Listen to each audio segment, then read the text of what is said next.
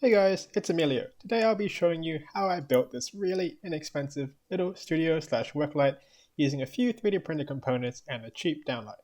As you can see, these little downlights are quite bright and can even change color temperature using a little switch on the back. I picked up this one for just $10 at Bunnings.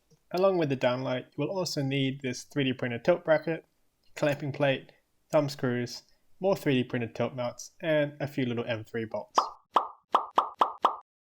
I'll also have the STL files and Fusion file for the 3D printed parts available for download in the description so you can print your own. Alright, let's get into the build. We're going to start by removing the little springs which normally hold this light into the ceiling. We won't be needing those. Alright, now that all the springs are gone, the next step will be to take to the bench.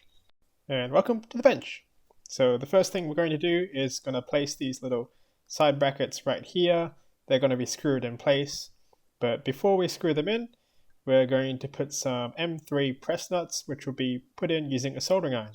This will give us a nice, good thread, which will last for a really long time. Rather than threading straight into plastic, we're going to thread into this M3 brass nut. So before using the soldering iron to push them in, I'm going to press them in just a little bit, just keep them in place. Then I'm going to use the soldering iron to push down, applying some heat, be careful not to burn myself, and just inserting it all the way. And then once it's finished, just get a nice little, pretty professional looking thread. And then I'll do the same thing on the other mount.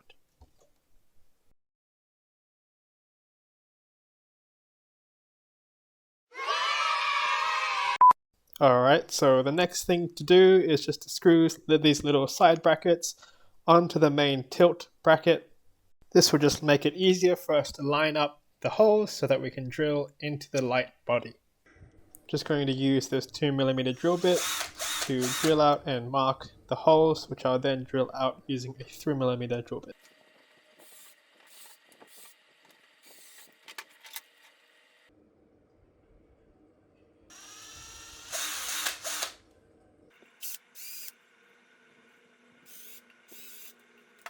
Nice. Now that all our holes are drilled, we can go ahead and insert our 4 screws.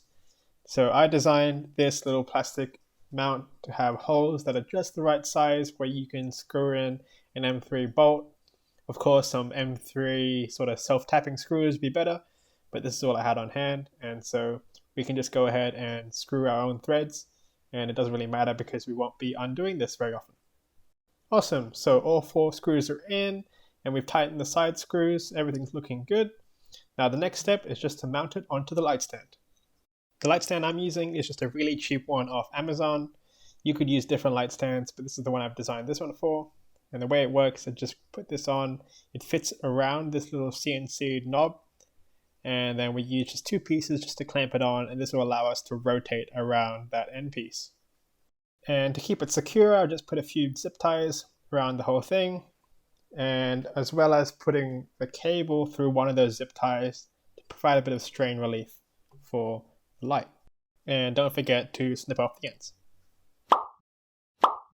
And now all that's left is to create infinite power, plug this extension cord in, and cue the montage. Yeah.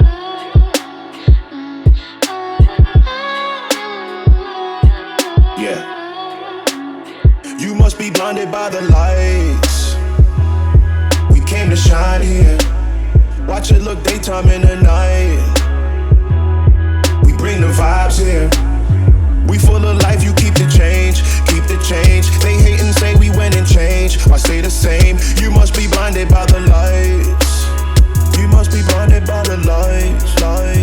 Yeah, yeah, yeah, yeah.